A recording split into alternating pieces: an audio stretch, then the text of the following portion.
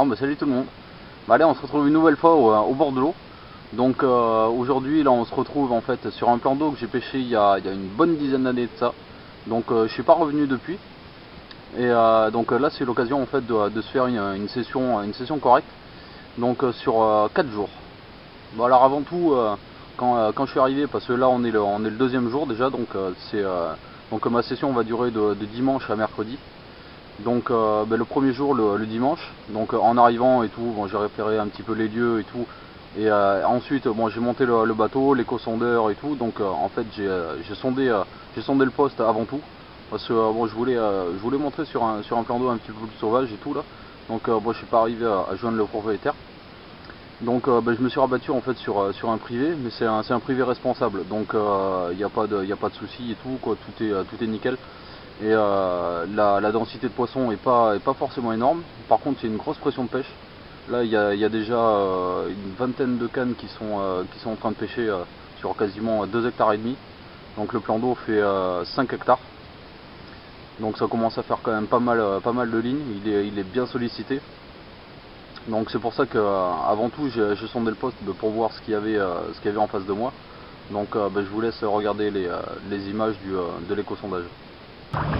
Bon, alors le principe du jeu en fait ça va être de trouver soit des cassures, soit des changements de substrat. Et il va falloir ratisser en fait toute la zone pour trouver soit cassure, soit changement de substrat ou toute autre chose quoi.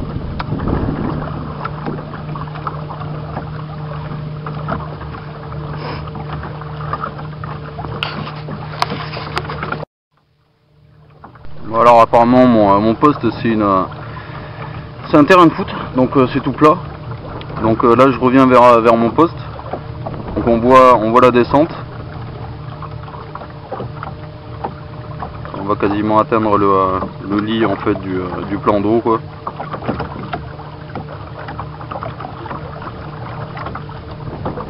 Donc en fait sûrement je vais pêcher soit le plat sur le lit, ou soit juste la descente en fait, juste devant le poste. Donc je pense que là la stratégie va commencer comme ça.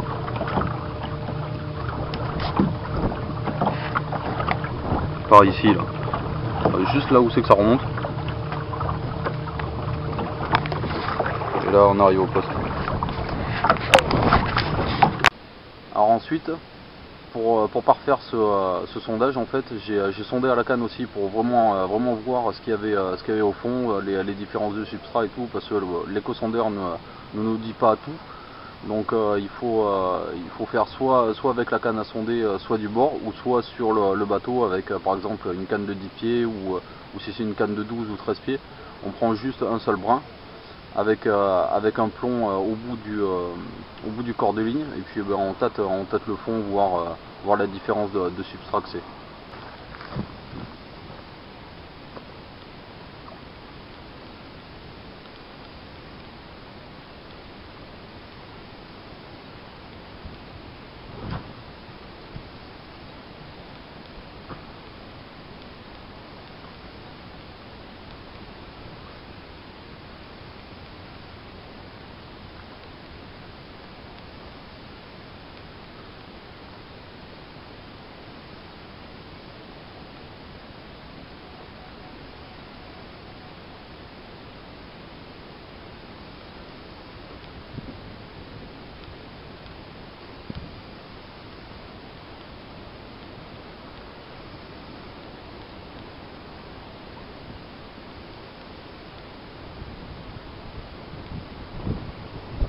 Alors, le principe c'est d'être au contact en fait avec le plomb, la canne basse horizontalement et en rabat. Et le but en fait c'est de sentir les aspérités du fond. Donc là on voit ça vient tranquillement avec des petits à-coups. Je le sens dans la canne, ça fait toc toc toc. Donc c'est sûrement des pierres. Cela j'ai lancé carrément de l'autre côté du plan d'eau, de l'autre côté de la berge. Donc là c'est la redescente. Là aussi c'est pareil, ça tressaute. C'est assez minime. Là je suis quasiment sur le plat. Donc comme on voyait au sondeur et tout, ça a l'air d'être un genre de petite vase ou du sable ou de l'argile. Vous voyez, il n'y a aucune résistance, ça coulisse librement.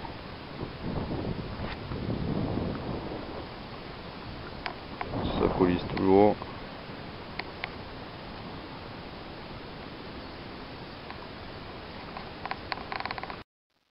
Donc là j'arrive au niveau de allez, une trentaine de mètres du poste.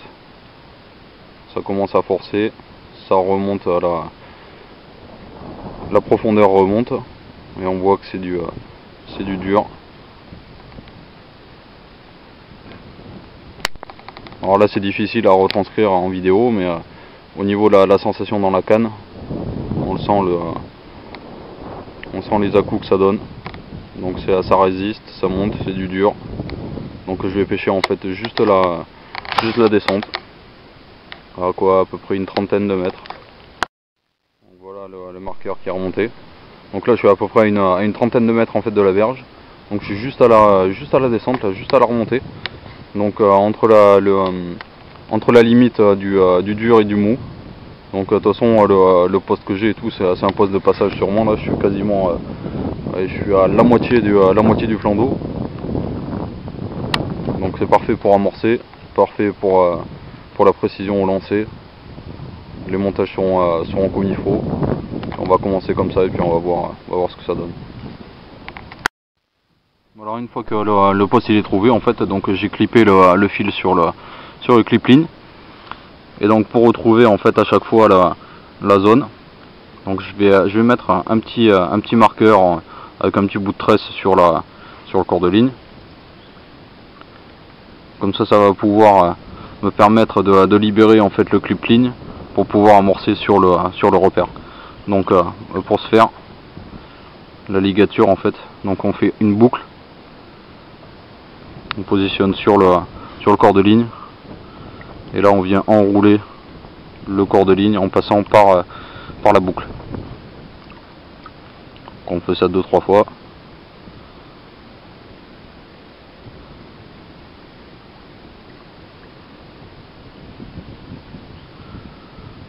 On vient tirer les deux brins. Et voilà, c'est fait. Et là, ça bougera plus. On le serre bien. On coupe les deux bouts qui dépassent. Pas trop près.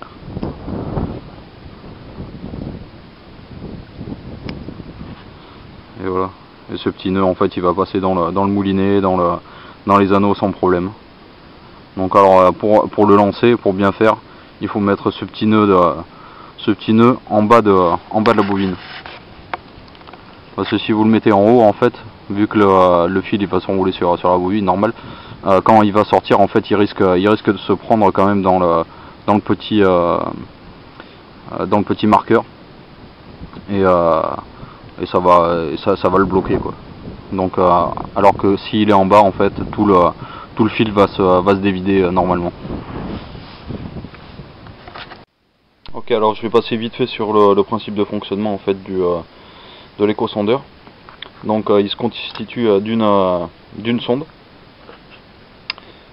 et d'un récepteur. Donc alors la sonde elle va se fixer sur un manche en aluminium ou autre. Donc avec les réglages. Ça c'est pour se fixer à l'arrière du bateau. Et donc la sonde en fait il va falloir qu'elle affleure en fait juste à ras de l'eau, juste immergée, le plus proche en fait de la ligne de flottaison. Et en fait cette sonde va émettre et recevoir en fait des ondes, donc qui va partir d'ici quoi, en direction du fond du plan d'eau, et dès qu'elle va rebondir en fait sur le plan d'eau, sur le fond du plan d'eau en fait, ça va revenir à la tête et puis ça va retranscrire des ondes sonores en fait, mais en direction du récepteur, et c'est là où c'est qu'on va voir le graphique des fonds. Donc alors pour ceux que ça intéresserait et tout, donc pour tout mettre, alors j'ai pris un seau, donc un fusible, de la batterie. En même temps, comme ça, j'ai mis un interrupteur. Comme ça, au moins, si jamais vous l'utilisez pas ni rien en session, au lieu de le débrancher et autres, comme ça, au moins, il y a un interrupteur on-off. Comme ça, ça vous évite de le débrancher et tout, et puis que ça consomme quand même au cas où, quoi. Donc tout est mis dans un seau. Donc comme ça, j'ai plus qu'à fermer le seau. C'est étanche. Comme ça, la batterie et tout le reste, en fait, ça risque rien. Fixé avec des vis, un morceau de bois et un trou. Comme ça, toute la connexion, en fait, elle est toute à l'intérieur du seau. Il reste plus qu'à brancher l'écran. Et voilà, vous avez tout dessus. Et une fois que vous en avez plus besoin, et bien vous pouvez ranger tout dans le seau. Vous pouvez tout ranger dans le seau. C'est pareil, je me suis fait une petite pochette avec des bulles. Comme ça, au moins, tout rentre dedans. Et tout est à l'abri. Alors ensuite, il va falloir interpréter ce que l'éco-sondeur en fait nous dit. Donc, alors en haut à gauche, ça va être la hauteur d'eau, la profondeur du plan d'eau. En dessous, ça va être la température de l'eau. Alors c'est la température de l'eau en surface, hein. Donc là elle est à 10 degrés 9, quasiment en plein eau. Donc là on voit ici là que ça remonte. Donc je suis presque sur la berge. En pleine eau et tout, elle était un petit peu moins chaude. Et ensuite, alors tout ce qui est ici, c'est le fond du plan d'eau. Ce qu'il y a ici, c'est surtout ça en fait qui va nous intéresser. Donc la première partie ici, ça c'est le fond du plan d'eau. C'est le dur. Et la petite zone en fait qu'il y a ici, c'est le mou. Donc en fait, alors plus la distance là ici là, plus ça va être noir. Plus cette ligne noire en fait va être importante, et plus la hauteur de vase de sédiment en fait va être importante. Et inversement, plus elle va être faible, moins elle va être noire, et moins il y aura de sédiments, et ça sera du dur. Donc c'est pour ça qu'il faut après sonder vraiment à la canne pour savoir vraiment ce qu'il en est. Donc comme on peut le voir ici, donc là c'est le substrat de la descente et tout, là c'est du dur. Et comme on peut le voir, en fait ici là il y a une zone qui est un peu plus vaseuse, vu qu'on voit que la grosseur en fait de la ligne noire en fait elle est plus importante. Donc c'est en fait ça ce qui va nous dire comment est le fond du plan d'eau quoi, avec le substrat. Donc par contre il faut sonder après à la canne pour vraiment se rendre compte. Parce que des moments, suivant la vitesse où on va, ou si on reste un petit peu statique, ça va faire assez plat, assez noir. Donc il faut y aller progressivement, de vitesse assez lente mais constante. Et on va pouvoir déterminer en fait le substrat et le substrat et la nature du fond. Donc plus la ligne est noire, plus il y a de vase, et moins la ligne est noire, moins il y a de vase, et plus c'est du dur. Donc comme on peut voir en fait sur les images, donc le poste est quand même relativement plat, à part au niveau de la berge, ça descend quand même assez rapidement. Après il y a un gros plat, c'est un terrain de foot, et après en face ça remonte aussi au niveau de la berge assez rapidement. Donc il n'y a pas grand chose à exploiter. Les changements de substrat et tout, ça se fait juste vraiment à la descente des deux tombants.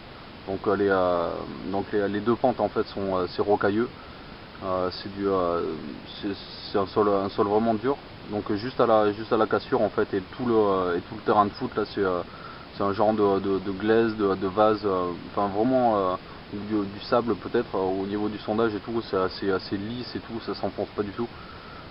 Donc après avoir sondé et tout, c'est là où c'est qu'on peut mettre notre stratégie en fait en place. Donc pour ceux qui ne comprendraient pas trop les vues sur l'éco-sondeur, je vais vous faire un petit schéma et tout, là on va voir ce que ça donne. Bon alors en fait voilà à peu près ce que ça donne, mais au niveau en fait retranscrit sur un papier ce que ça donne sur l'éco-sondeur. Donc alors ici, tout ici là c'est la berge que j'occupe. En face c'est la berge d'en face. Donc là il n'y a pas de poste en face et tout, donc bon il n'y a pas de souci, je peux taper d'un côté comme de l'autre. Ici c'est la descente qu'il y a devant moi. Ici c'est la zone plate. Ici c'est la remontée. Et ça c'est l'autre berge. Alors ça c'est vu de dessus. Et voilà ce que ça donne en fait en vue de coupe. Donc la berge d'en face. Donc on voit bien que ça descend. Le plat et ça remonte sur ma berge. Donc alors tout ce qui est ici là c'est une zone d'argile, de sable ou de terre, enfin, qui est assez compacte et tout, il y a vraiment une très faible épaisseur. Donc tout ce qui est ici là c'est la cassure au niveau du là où c'est que ça commence le dur, toute la pente. Et de ce côté c'est exactement pareil en fait. La zone dure elle commence là. Donc on va revenir sur la vue de dessus.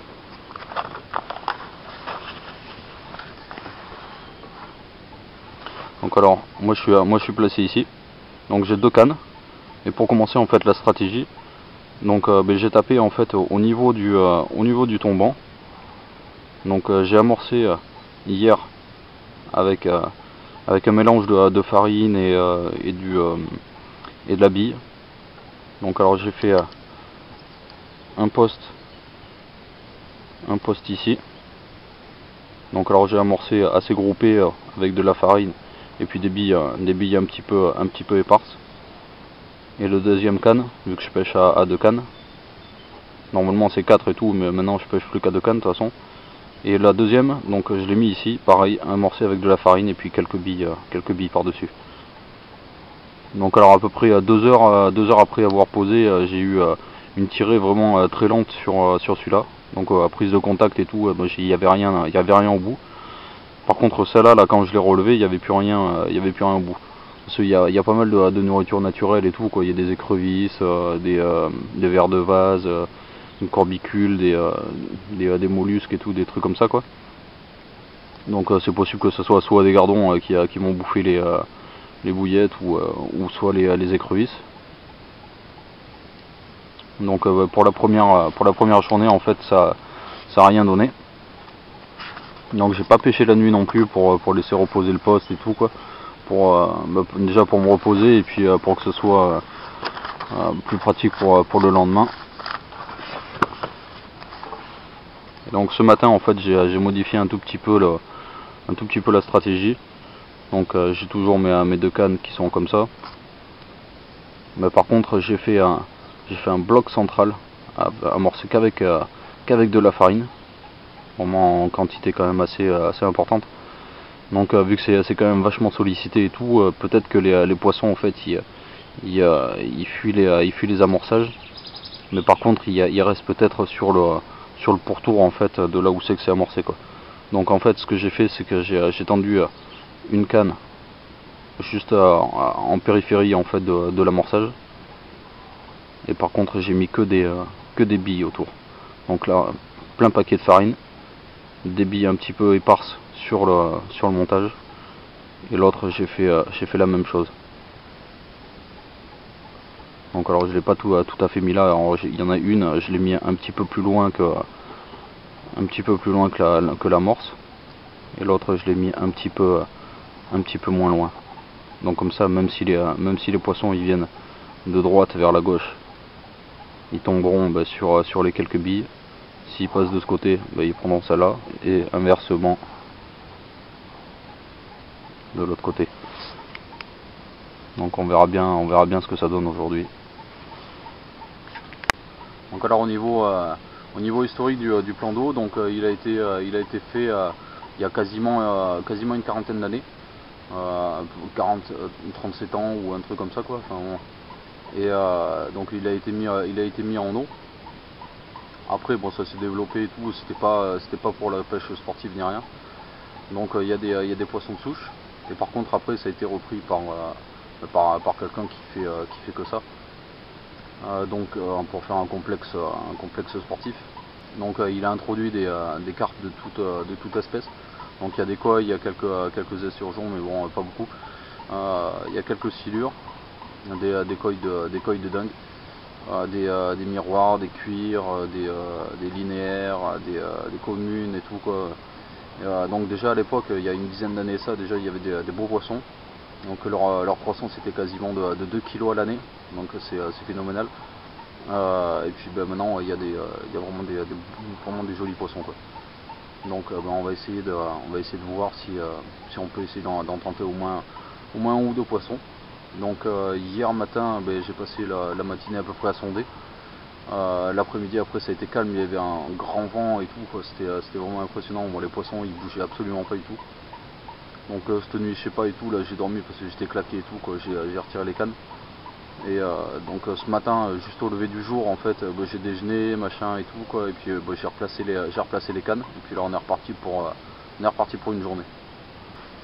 Donc au niveau des montages aussi c'est pareil. Alors hier j'ai testé 2-3 montages et tout, voir différentes présentations, voir si ça pouvait déclencher une touche ou juste avec un stick ou avec un sac soluble ou autre, une flottante en équilibré, en danse. Bon apparemment ça n'a rien donné de spécial. Donc aujourd'hui en fait je vais faire dans la simplicité.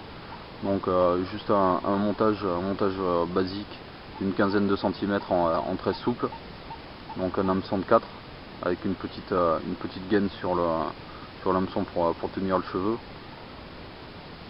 Une petite gaine comme en fait c'est exactement le même montage que je vous avais montré la dernière fois et tout. Si jamais vous voulez que je vous le fasse en image, il n'y a pas de souci, vous me le dites. Bon, il n'y a rien de compliqué, hein. C'est juste un nœud sans nœud, c'est le montage le plus basique en fait qui est pour pêcher la carpe. Donc aujourd'hui en fait je suis revenu un peu aux fondamentaux quoi. Donc apparemment si le poisson il bouge pas beaucoup, on va essayer de le faire venir en fait sur le poste. Et je vais utiliser des montages complètement basiques. Et en neige par contre j'ai mis un bonhomme de neige, donc pour faire un montage équilibré. Pour que ça se présente bien. Et puis bon, une quinzaine de centimètres c'est pas trop long, vu que c'est quand même assez dur et tout, ça s'enfonce pas ni rien. C'est assez long pour les billes qui sont éparpillées, donc si les poissons ils bougent un petit peu, le montage fonctionnera très bien. Et par contre il est pas super grand, comme ça au moins ils s'amuseront pas à les tester ni rien quoi. Donc comme ça ils seront direct en contact avec le plomb quoi. Donc au niveau plomb, j'ai mis les deux en inline, et puis après c'est pareil, corde de ligne et un avançon en lead core. Donc les fils assez détendus et tout là. Aujourd'hui là ça a l'air d'être pas mal et tout encore aussi là, on va avoir une belle journée. Donc du soleil et puis j'espère qu'il y aura beaucoup moins de vent, que ça brasse pas trop les couches d'eau. Cela hier c'était vraiment mort. Alors qu'il y a quelques jours de ça, le mercredi dernier, donc il y a juste quelques jours, il s'est fait déjà des poissons. Et puis en quelques jours, le plan d'eau s'est mis sur off quoi. Donc après aussi c'est pareil, hein, la pression elle aide pas non plus, hein, parce que bon, moi ça va, parce que j'ai personne à ma gauche. Par contre à ma droite, comme je disais, il y a plus de 20 cannes, donc tendu assez fort et tout quoi. Il y a des marqueurs et tout aussi sur l'eau. Bon, de toute façon c'est le jeu du privé après hein, aussi, hein, chacun fait ce qu'il veut. Là j'ai tendu les cannes et tout juste avant que tout le monde se réveille et tout là, parce que ça va être un festival avec les bateaux et tout quoi. Donc comme ça au moins mon poste en fait il sera tranquille. Si jamais les poissons ils sont là-bas et tout, qu'ils les fassent fuir, moi je les attendrai. Et puis on verra bien ce que ça donne. Par contre encore une petite chose aussi, donc si jamais vous utilisez une embarcation, que ce soit n'importe laquelle, gilet sauvetage obligatoire quoi, parce que voilà, même s'ils sont pas beaux, si ça gêne et tout, il y en a, ils sont tout petits, il y en a d'autres que quand vous tombez à l'eau ils se gonflent automatiquement et tout quoi, ça coûte misère pour les plus banales. Par contre ça peut sauver des vies quoi. Donc l'eau est à 10 degrés, donc même si vous restez 2-3 minutes dans l'eau, je pense que vous allez couler à pic quoi. Et par la même occasion risquer peut-être la vie de quelqu'un qui viendra vous aider quoi. Donc pas de waders sur le bateau, pas de cuissardes, pas de bottes ni rien et tout, parce que si vous tombez à l'eau, c'est pareil, vous allez couler à pic quoi. Et donc essayez d'être habillé à peu près, pas trop habillé quoi, c'est pareil aussi hein.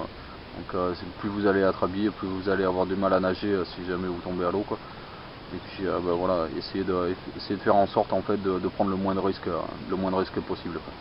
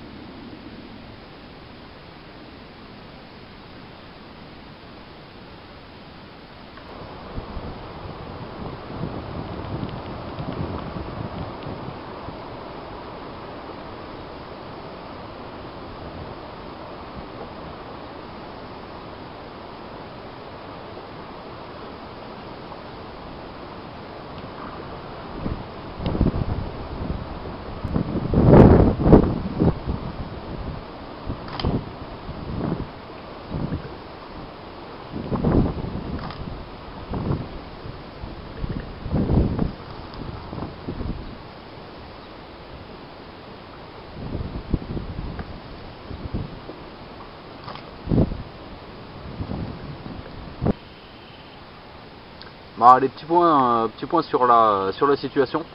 Donc pas grand chose en fait. Donc là on entame le troisième jour.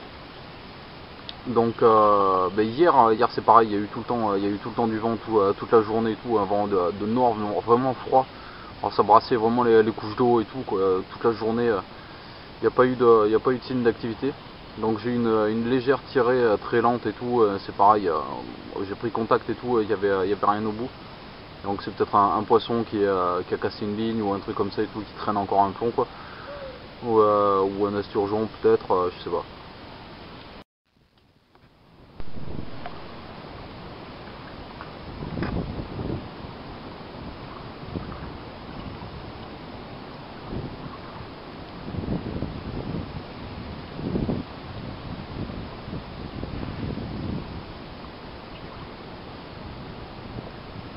Et voilà, depuis ce matin, que du vent aussi, c'est pareil.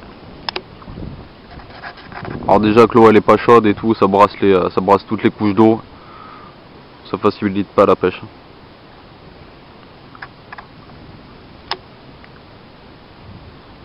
Donc alors le problème du vent en fait, c'est surtout ça refroidit les couches d'eau et tout, ça brasse les couches d'eau. En plus il vient du nord et tout, là ça fait vraiment frais.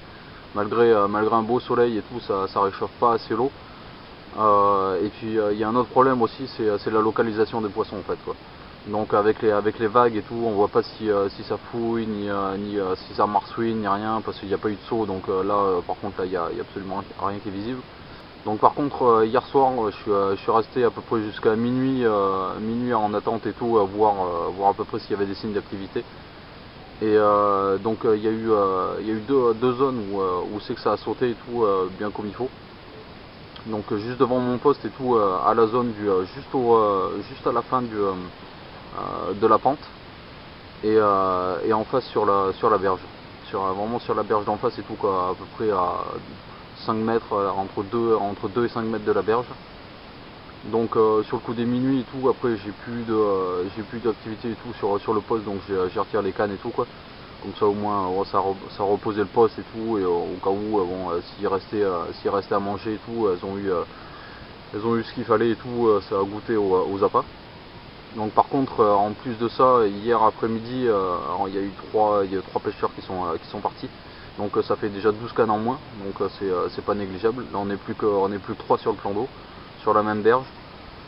Donc apparemment hier soir il s'est fait au moins un départ sur le coup des 11h30. Mais par contre les mecs quand ils sont partis et tout, là, les trois là, ils ont béné comme des porcs. Donc tout leur reste d'appât et tout, ils ont tout balancé dans l'eau et tout, quoi. Je pensais qu'ils repositionnaient leur canne, mais non, en fait en milieu d'après-midi après ils sont partis. Donc déjà qu'il n'y a pas beaucoup de poissons qui bougent, alors en plus si les mecs ils baignent et tout comme ça, quoi, c'est vraiment n'importe quoi. Donc le peu de poissons qui bougeait et qui a mangé, ça leur a suffi et tout, quoi. Donc bon, pour ceux qui restent, bon, c'est assez dommage, quoi. Enfin bref. Donc ce matin là, donc je me suis levé aux aurores et tout aussi pareil. Donc pour voir s'il y avait quelques petits signes d'activité et tout. Donc ça avait l'air d'être relativement calme. Donc j'ai positionné les lignes.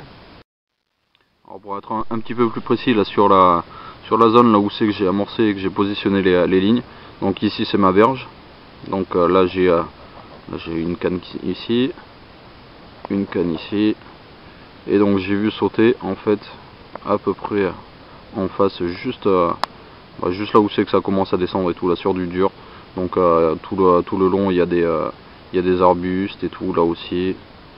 Donc là ça fait une trouée. Donc en passant avec l'éco-sondeur, j'ai eu l'impression de voir des échos de poissons à peu près entre les deux trous d'arbustes.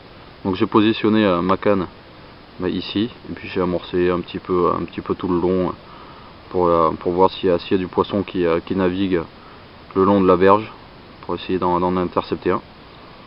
Et puis hier soir j'ai vu, comme un peu comme sur la première stratégie en fait que j'avais adoptée, de pêcher en fait le long de la descente, quasiment sur le plat. Donc il y a eu plusieurs sauts à peu près par ici.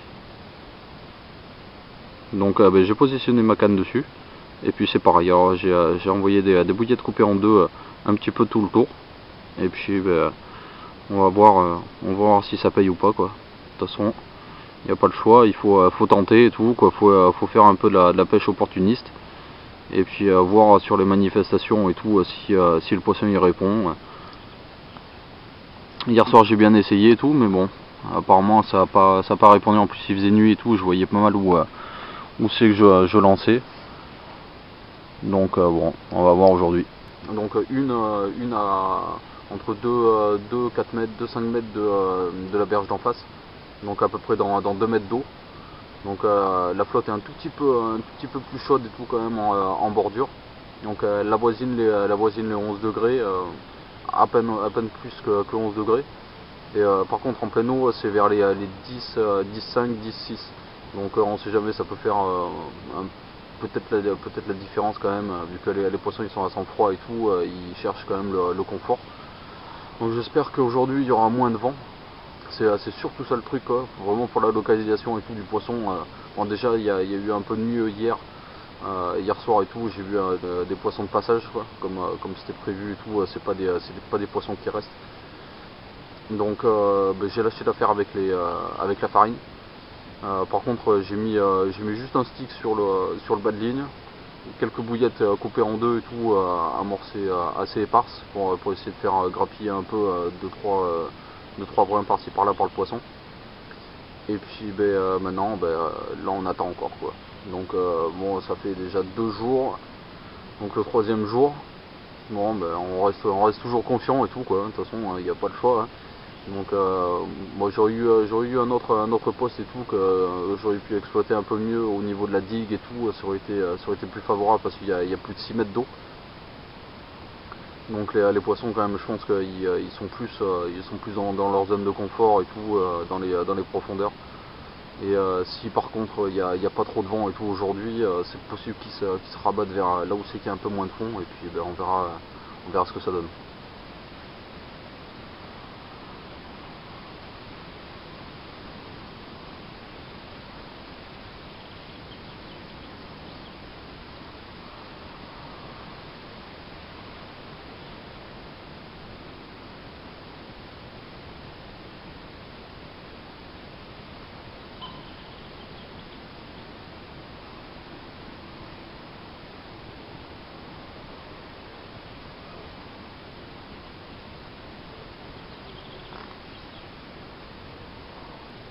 Bon ben voilà c'est le dernier jour. Donc statu quo. Donc hier dans la journée et tout, il n'y a eu aucun signe d'activité et tout, toujours ce vent de nord-nord-est, vraiment froid. Donc c'est pas forcément un mauvais poste et tout, parce que c'est un point de passage. Mais vu les conditions climatiques et tout, quoi, les poissons ils ont sûrement rejoint les profondeurs. Donc les poissons n'ont pas bougé du tout quoi. Donc j'ai essayé pas mal de choses et tout hier. Et puis apparemment ça n'a pas fonctionné. Donc pas de regret quand même de toute façon à avoir parce que j'ai tenté tout ce qu'il y avait à tenter et tout quoi. Donc pas de bol pour ce coup-ci. Donc ça reste quand même de la pêche hivernale et tout quoi, vu la température de l'eau et tout, les conditions climatiques là. Ça reste vraiment hivernal et tout quoi. Donc comme je disais dans les précédentes vidéos et tout, si vous n'êtes pas au bon endroit et tout, au bon moment, c'est mort quoi. Il faut vraiment pêcher sur les poissons, essayer de les chercher et tout, mais vu que là en fait vu que j'ai pris ce poste et tout, enfin j'ai pas pu vraiment choisir quoi. Donc j'ai bien dû me contenter de ça. Donc malheureusement ça n'a pas joué en ma faveur. Dans tous les cas, en tout cas, j'espère. Enfin, la journée n'est pas finie et tout. Là. Donc, bon, j'espère quand même que cette petite vidéo vous aura permis de tirer quelques petites astuces quand même. Bon, si jamais il y a un départ et tout, s'il y a un poisson, je vous le montrerai.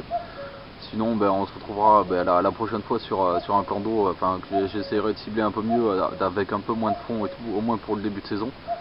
Sinon, là, les températures de toute façon elles vont continuer à monter et tout, les poissons seront plus en activité, il y aura un peu plus de spectacle. Et puis on verra bien ça la prochaine fois. Donc je vous laisse regarder quand même les poissons que j'ai fait cet hiver. Enfin ils sont pas tous là et tout, mais c'est quelques beaux poissons que j'ai fait cet hiver. Donc même avec des températures super froides et tout, quand on pêche sur le poisson, les résultats sont là. Donc c'est que partie remise et puis on se donne rendez-vous la prochaine fois. Allez, ciao!